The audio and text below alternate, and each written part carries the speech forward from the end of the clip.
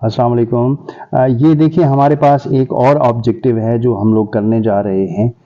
Number 1 है identify the sentence containing N intransitive verb.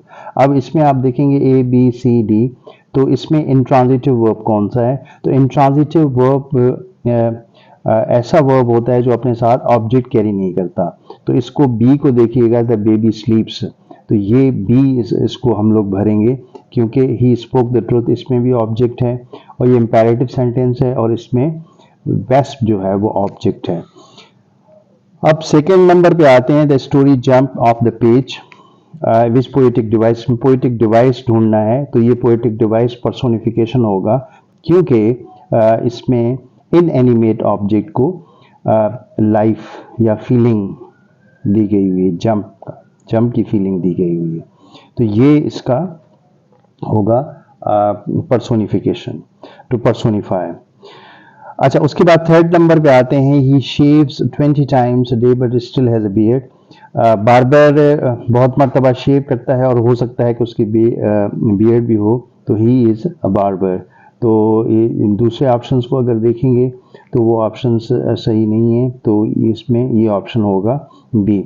उसके बाद फोर्थ नंबर पे आ जाते हैं, द जज remain impartial and did not give any undue favour to any party. तो ये इसमें इम्पार्शल का मतलब ये है कि अनबायस्ड। इम्पार्शल का मतलब है अनबायस्ड। तो to be angry, to be arrogant, to remain calm भी नहीं होगा, तो इम्पार्शल का मतलब है अनप्रेजुडिस्ड, अनबायस्ड, इम्पार्शल, न्यूट्रल। उसके बाद फिफ्थ नंबर पे आते हैं, as a result you should be happy person. As a result ये क्या है ट्रांजिशनल डिवाइस के अंदर? तो ये कॉन्सिक्वेंस हो जाएगा। कॉन्सिक्वेंस, टाइम भी नहीं होगा, एडिशन भी नहीं होगा, तो कंपैरिजन भी नहीं होगा, ये कॉन्सिक्वेंस हो जाएगा क्योंकि एज ए रिजल्ट कॉन्सिक्वेंस के सेंस में आता है। उसके बाद हम लोग 6 नंबर पे आते हैं, he said where are you going. The correct indirect speech, अगर हम लोग इसमें देखें, ये करेक्ट इनडायरेक्ट स्पीच इसका बी है क्योंकि he inquired where we were going, क्योंकि ये प्रेजेंट टेंस के अंदर है, ही सेड है, तो इसको हम लोग पास्ट टेंस के अंदर चेंज करेंगे और he inquired where were we going नहीं होगा क्योंकि इनडायरेक्ट स्पीच के अंदर ये जो रिपोर्टेड स्पीच है वो एफर्मेटिव में होगा, तो इसका ये भी नहीं होगा, उसका ये भी नहीं होगा, टोल्ड हम लोग नहीं रखेंगे क्योंकि इंक्वायर्ड है या आस्क्ड है, तो इसका बी ऑप्शन इसका सही होगा। उसके बाद हम 7th नंबर पे आते हैं, Dash is a genre of English literature that revolves around discovering secrets and solving crime. Basically, mystery ऐसा genre है जो कि सीक्रेट्स को डिस्कवर करता है और सॉल्विंग क्राइम्स में इन्वॉल्व होता है, तो मिस्ट्री इसका सही ऑप्शन होगा। 8वें नंबर पे आते हैं हम, we sat silently when one of us ended the formality and started talking. तो दिस ब्रेक द आइस होगा क्योंकि बंदे ने बात करना शुरू कर दी और फॉर्मेलिटी को तोड़ा, तो ब्रेक द आइस का मतलब है टू स्टार्ट कॉन्वर्सेशन, ये इसका ऑप्शन होगा। ब्लो हॉट एंड कोल्ड भी नहीं होगा, बेयर द बर्न नहीं होगा और ब्रिंग डाउन द हाउस भी नहीं होगा। उसके बाद 9th नंबर पे आते हैं हम लोग, he had been reading a book since morning, which tense is this? तो हैड बीन है, तो ये पास्ट परफेक्ट कंटिन्यूस होगा, ये बेसिकली पास्ट परफेक्ट कंटिन्यूस होगा, ये इसका डी पार्ट होगा, ये इसका नहीं होगा। तो he had been reading a book since morning, had been होता है past perfect continuous, this is not present perfect continuous, तो ही हैज बीन रीडिंग अगर होता तो फिर प्रेजेंट परफेक्ट कंटिन्यूस होगा, ये इसका ऑप्शन होगा। उसके बाद 10वें नंबर पे आते हैं हम लोग, ये इसका गलत है। 10वें नंबर पे आते हैं हम, the road was ribbon of moonlight which poetic device has been used in this line.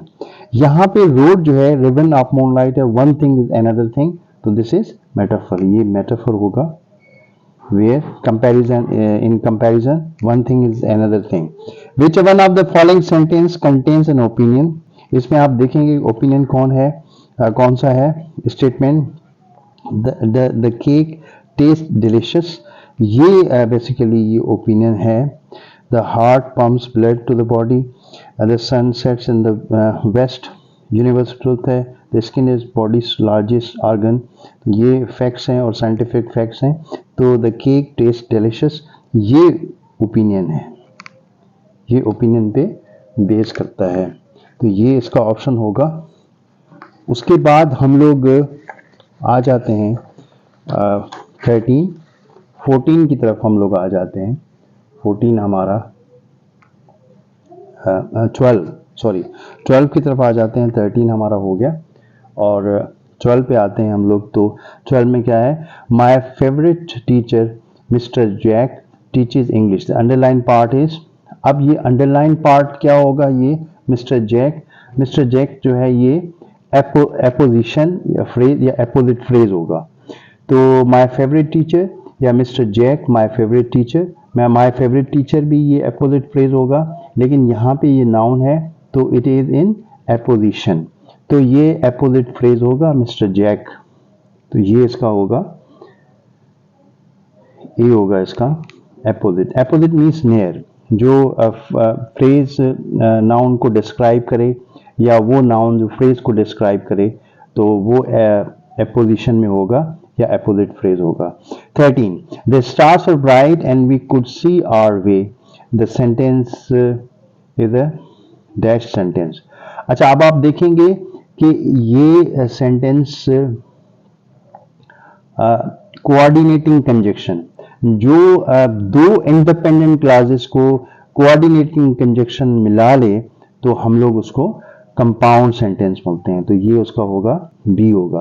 क्योंकि अगर सबऑर्डिनेट कंजक्शन हो, क्योंकि अगर क्लासेस यहाँ पे दोनों क्लासेस इंडिपेंडेंट क्लासेस हैं, द स्टार्स वर ब्राइट और वी कुड सी आवर वे.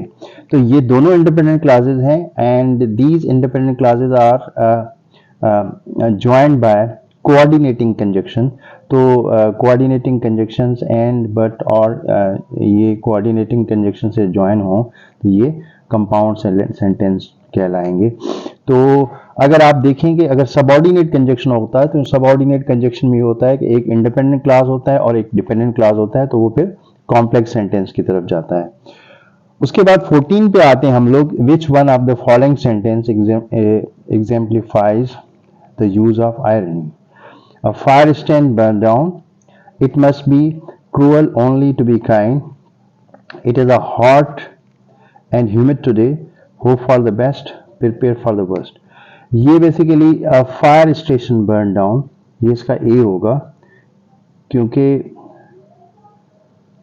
ये आयरनी है, तंजिया है. फायर स्टेशन बर्न डाउन, तो ये इसमें तंज कर रहा है, आयरनी है. तो ये इसका 14 का ए होगा. उसके बाद हम लोग आते हैं 15 की तरफ. If you want to succeed beware dash the black sheep among you. Beware of, ये ऑफ होगा क्योंकि बिवेयर ऑफ होता है, तो ये होगा इसका बिवेयर ऑफ. ये इसका प्रेपोजिशन होगा बिवेयर ऑफ. उसके बाद हम लोग आते हैं 16 की तरफ. You would have gotten wet if it had rained. The sentence is an example of type 0, type 1, type 2, type 3. तो ये होगा type 3. तो ये एक में यहाँ पे आप देखेंगे कि कंडीशनल सेंटेंस है और उसके बाद had rained है, तो ये type 3 होगा. Sir type 3 sentence, past perfect and conditional.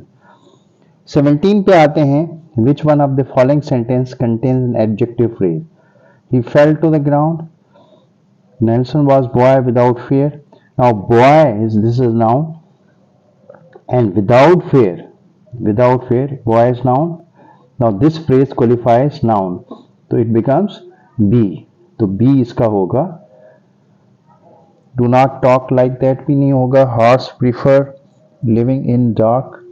Stable भी नहीं होगा. ही फेल टू द ग्राउंड, ये एडवर्ब फ्रेज है, तो ये एडजेक्टिव फ्रेज होगा इसका बी. उसके बाद 18 पे आते हैं. She saw a smiling girl across the road. तो ये होगा प्रेजेंट पार्टिसिपल, क्योंकि ये पार्टिसिपल एडजेक्टिव है, ये बेसिकली पार्टिसिपल एडजेक्टिव है। स्माइलिंग ये गर्ल नाउन है और ये पार्टिसिपल उसको क्वालिफाई कर रहा है, ये पार्टिसिपल उसको क्वालिफाई कर रहा है, तो ये पार्टिसिपल होगा।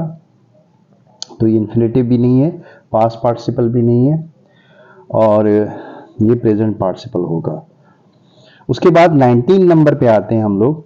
Dash darkest cloud was a silver lining. दा होगा क्योंकि ये सुपरलेटिव डिग्री है, तो ये इसका होगा the darkest cloud has silver lining.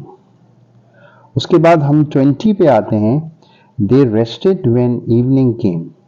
The underline part of sentences था, ये कौन सी क्लास है ये? They rested when evening came. अब आप देखेंगे कि व्हेन इवनिंग केम ये सबऑर्डिनेट क्लॉज है, तो दे रेस्टेड व्हेन इवनिंग केम, तो ये एडवर्ब क्लॉज ऑफ टाइम है, ये एडवर्ब क्लॉज ऑफ टाइम है। दे रेस्टेड व्हेन इवनिंग केम, तो ये एडवर्ब क्लॉज ऑफ टाइम है, तो ये आपका हो गया, क्योंकि ये एडवर्ब क्लॉज है, क्योंकि ये सबऑर्डिनेट कंजक्शन है। व्हेन जब सबऑर्डिनेट कंजक्शन आता है और वर्ब को क्वालिफाई करता है तो वो एडवर्ब क्लॉज बन जाता है, और यहाँ पे आप देखें कि ये एडवर्ब क्लॉज ऑफ टाइम है। दे रेस्टेड व्हेन इवनिंग केम। मैं उम्मीद रखता हूँ कि आपको ये पेपर समझ में आ गया होगा। आप इसको देखें, अगर कोई चीज़ समझ में नहीं आई तो आप कमेंट्स में भी मुझसे पूछ सकते हैं। Thank you very much.